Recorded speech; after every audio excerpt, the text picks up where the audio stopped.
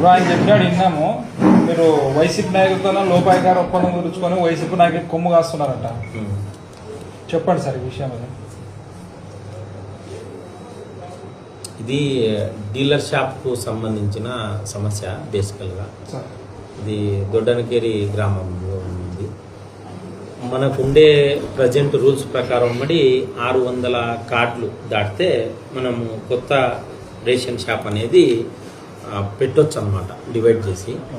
అయితే మనకు ప్రతి ఒక్క దానికి ఒక నోటిఫికేషను, ఒక పద్ధతి అనేది, సిస్టమ్ అనేది ఉంది. ఇప్పుడు 600 దాటితేనే 601వ కార్డు వస్తేనే వెంటనే డివైడ్ చేయాలంటే అది వీలు కాదనమాట.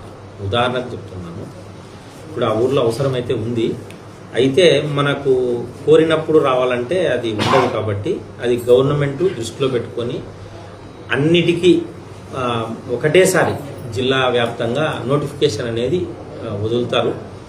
రేషన్ షాపుల బైఫర్కేషన్ అని చెప్పేసి దానికి కూడా ఉత్తీర్ణులైన వాళ్ళ నుంచి మనకు సపరేట్ ఒక ఎగ్జామ్ పెట్టి దానికి కూడా కొన్ని క్వాలిఫికేషన్స్ ఉన్నాయి. 10వ తరగతి పాస్ కావాలా, దానికి కనీసం వాళ్ళు దానికి తగిన స్తోమత కూడా ఉండాలా, ఆర్థిక స్తోమత, ఇట్లాంటివన్నీ పరిగణలోకి తీసుకొని ఎగ్జామ్ పెట్టి దాంట్లో తీసుకొని వాళ్ళ ద్వారానే రన్ చేస్తారు ఇది పీడిఎస్ సిస్టమ్.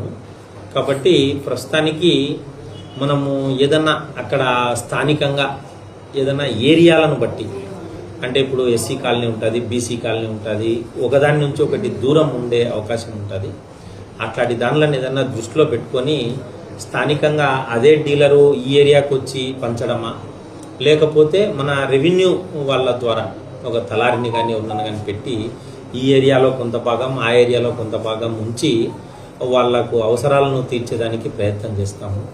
మనకు పార్టీల పరంగా మాట్లాడేది అవకాశం ఉండదు, ఎందుకంటే పబ్లిక్ కోసము మన వ్యవస్థ ఉంది. కాబట్టి మనకు ఆ ప్రభుత్వం కోసం, ఈ ప్రభుత్వం కోసం అనేది ఏం లేదు, ప్రజల కోసం ఉద్దేశించినది. కాబట్టి దాన్ని దృష్టిలో పెట్టుకొని పోతూ ఉంటాము.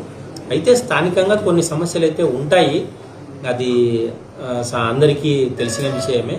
దానిలను కూడా బ్యాలెన్స్ చేసుకొని మనం అందరినీ తృప్తిపరిచే విధంగా, ప్రజల్లో సంతృప్తి స్థాయి పెంచే విధంగా ఫర్దర్గా చర్యలు తీసుకుంటాము.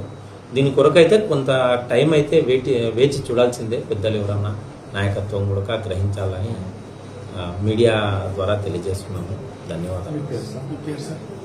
శేషపని తహసీల్దార్ ఆదోని.